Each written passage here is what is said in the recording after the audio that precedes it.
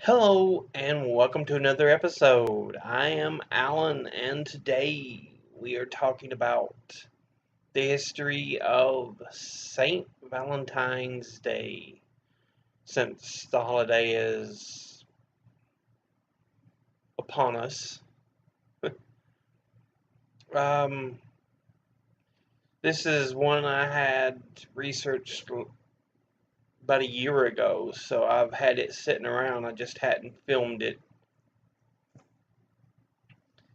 But as always, I have my notebook for my notes. So let's kick this off, shall we? St. Valentine's Day is a holiday that's usually seen as for candy, flowers, and expressing um, your feelings of affection towards another. Well, sort of. Let's take a look here. Um, every February the 14th is celebrated as Valentine's Day. St. Valentine's Day, or the Feast of St. Valentine. This day is celebrated by the Western Christian Church. For the Eastern Orthodox Church, the dates are July the 6th and July the 30th for two different Valentines. Now, St. Valentine's Day didn't become a holiday associated with love and romance until about the 14th century or the 1300s.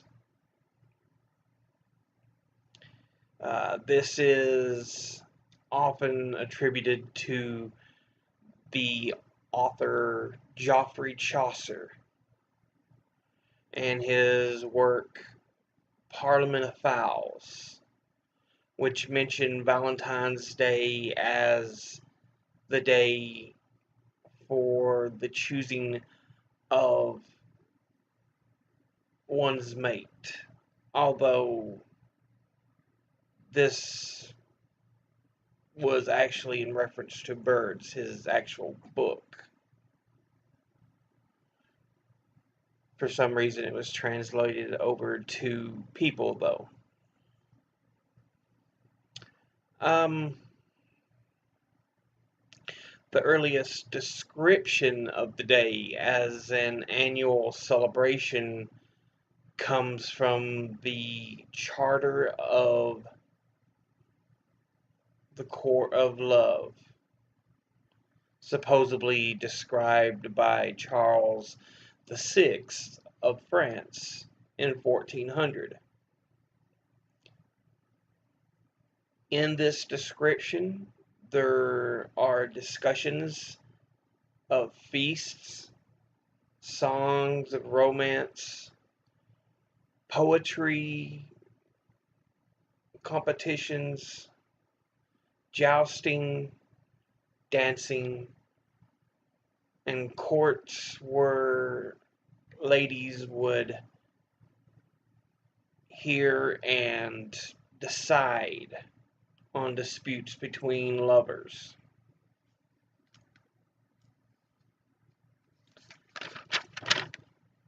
By this point, we start seeing other mentions of Valentine's Day in poetry and other written works by authors such as William Shakespeare, John Donne, and Charles, Duke of Orleans.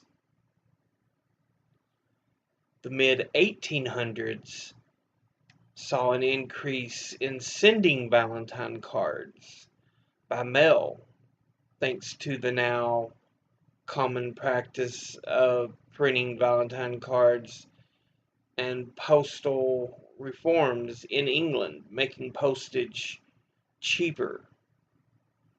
So, around 1847, Esther Howland released her first Valentines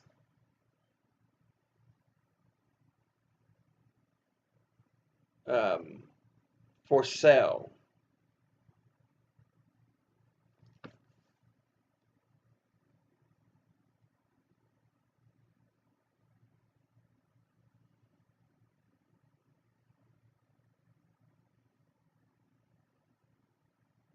Having taken the inspiration after receiving um, one from her father's English business associate. Lastly, bringing this into modern Valentine's traditions, Cadbury started releasing decorated heart-shaped boxes filled with chocolates in 1868. This gives us an overview of how the holiday evolved. But let's take another look back at the actual man or men the holiday is named after. The story of Saint Valentine is somewhat confusing, as the history may be a combination of at least two, if not three, Valentines. There is one supposed Saint Valentine that perished in an African Roman province via martyrdom on the 14th of February, thus the date. Nothing else is actually known, though. The second candidate for Valentine's Day and its namesake is Valentine of Tournai. Valentine of Tournai was said to be a former bishop of Interamna, modern day Tournai, and was supposedly martyred under the persecution of Christians by Emperor Aurelian in the year 273. Now, he was buried along the Via Flaminia, but in a different area than our third candidate. The third likely individual and most often cited person behind the legend of Saint Valentine is Valentine of Rome.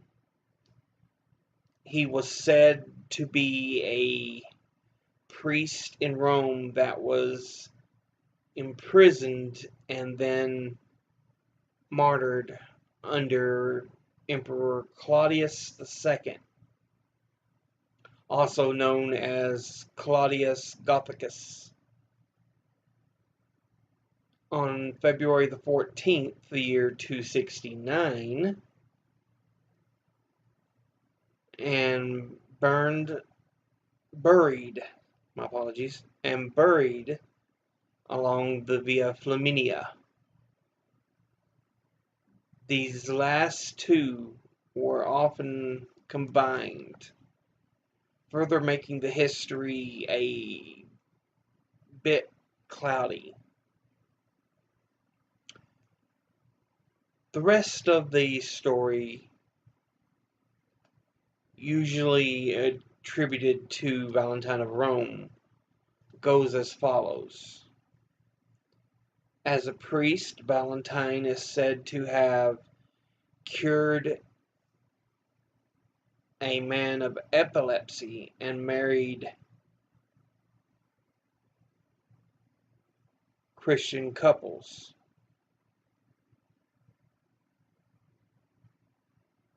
as well as hiding them from Roman soldiers. This was during the reign of Emperor Claudius II, well before conversion of Emperor Constantine I from the worship of the pagan Roman gods to Christianity during his rule in the years 306 to 337 AD. Thus making it a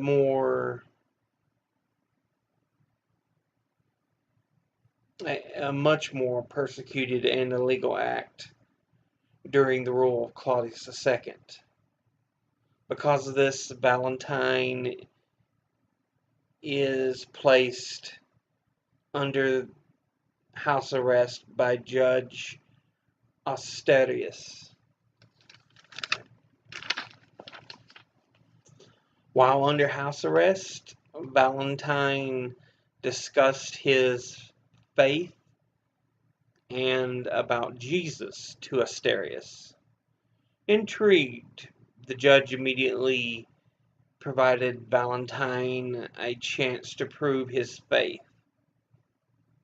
As the tale goes, Judge Asterius presented his blind daughter to Valentine with a request: cure his daughter's blindness, and he would do anything.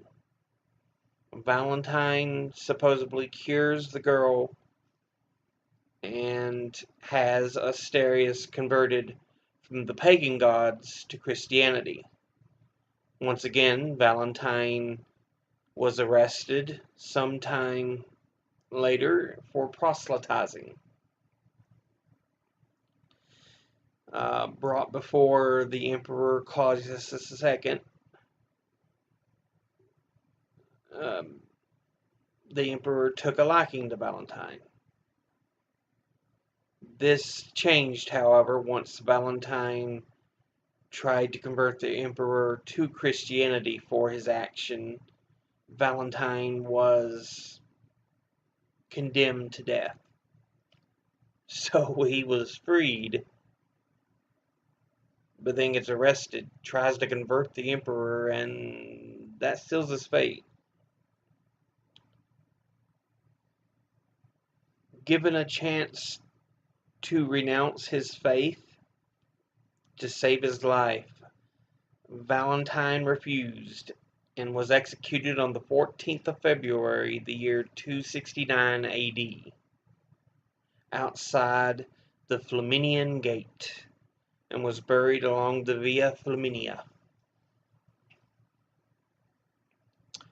This is the story of St. Valentine's Day and St. Valentine. But a question lingers. Why is St. Valentine associated with romance and love?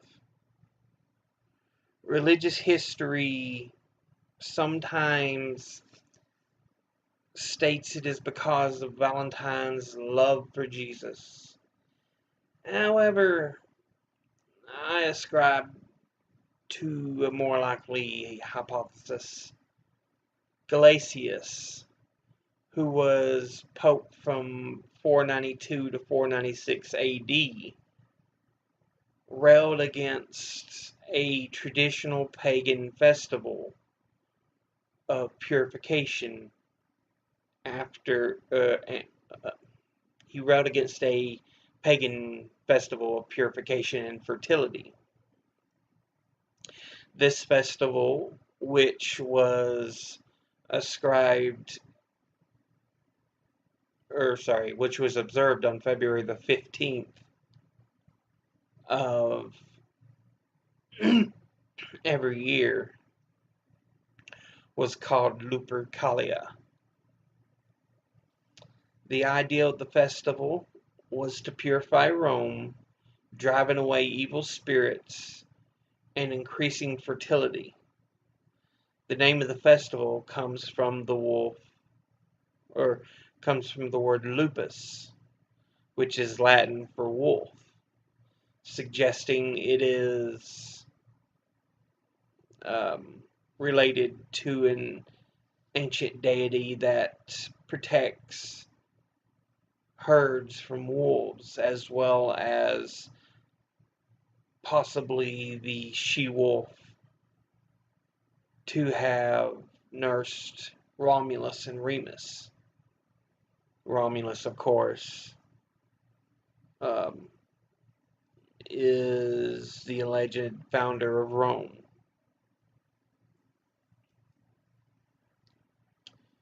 Much of the festival took place at the Forum, Palatine Hill, and the Lupercal Cave.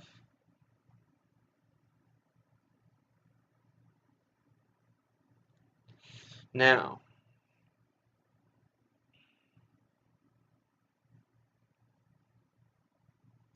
items used during the ritual called Threbua or Threbuum, Freb, sorry, Februum,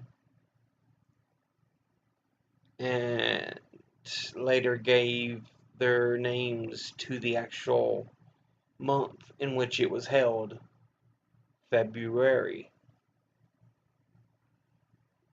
The Latin poet Ovid connected the Februare to an earlier Etruscan word for purging, while other sources connected it instead to the Latin word febris,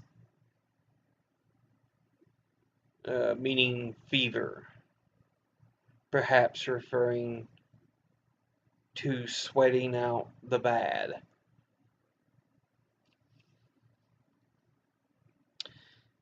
This is a ritual, um, as a ritual fertility rite.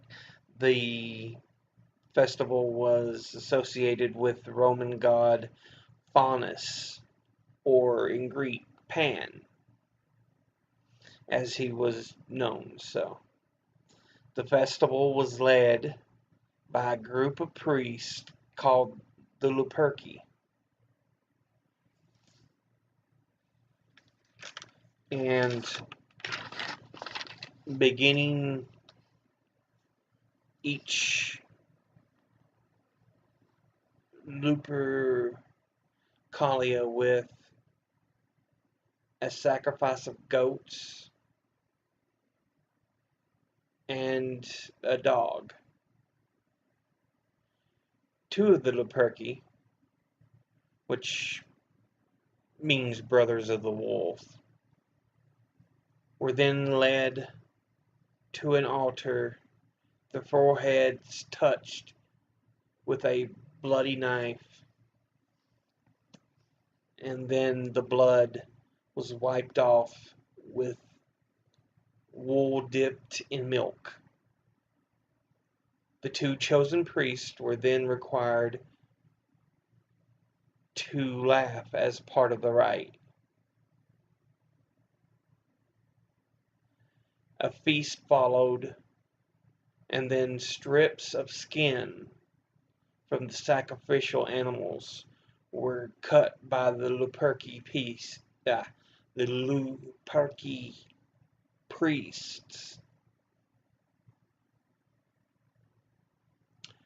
They then ran about the Palatine Hill, striking women with the actual strips,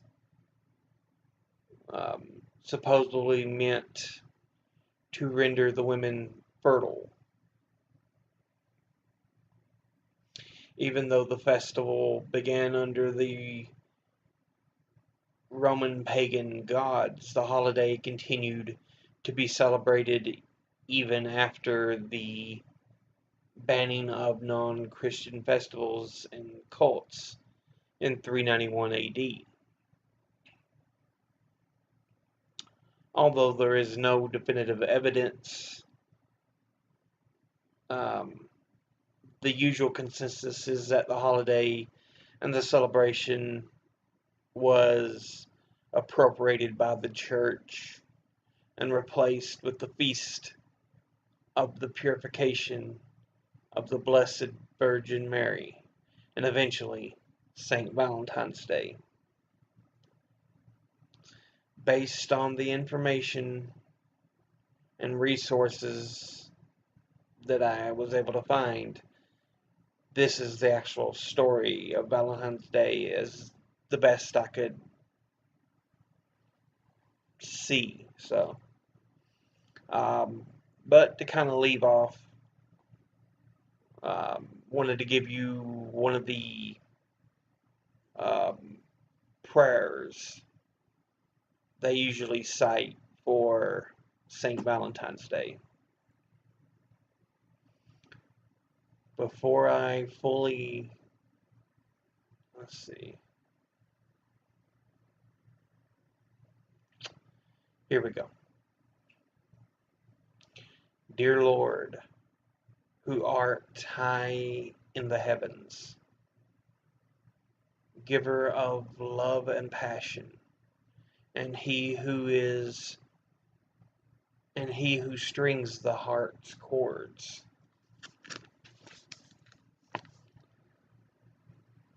Lead the lovers this day, February plus 10 plus 4, the day during the month of 2, when the date is perfect number, when the date is the perfect number of God. Greater 2 souls and 2 hearts. Some loves are fleeting, but that which is built on by you, but that which is built on you will never fail. So guide the lovers to know what is to be. Your truths the lover's mouth should speak. For your truth is that which is honest to the heart. Only this then should passion the red lips of the lovers. Your art, the lovers, simply a medium. It is only with true hearts that you can create a masterpiece.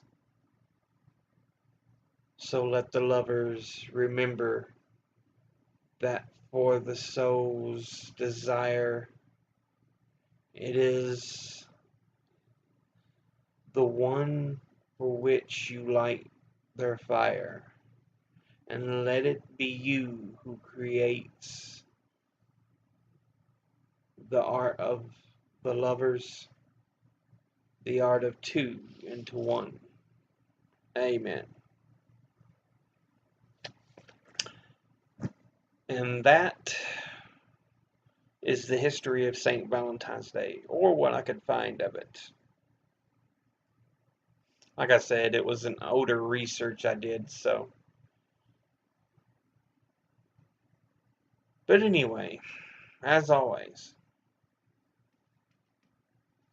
educate thyself, think, read, study, and learn. And as always, I'll see you all again in the next video. But until then, later.